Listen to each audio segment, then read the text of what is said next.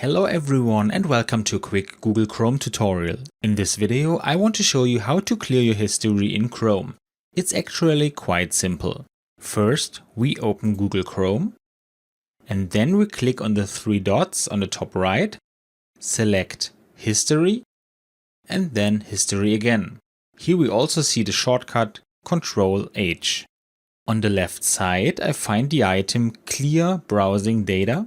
And here I first have to choose which period of my history I want to clear. I have the choice between the last hour, the last 24 hours, the last 7 days, last 4 weeks or all time. For this example I will use the last hour, and after selecting the time period I check the browsing history box and click on Clear Data. And that's how easy it is to clear your history in Google Chrome. I hope you enjoyed the video and I'll see you again in the next tutorial. Until then, your tutorial guy. Bye.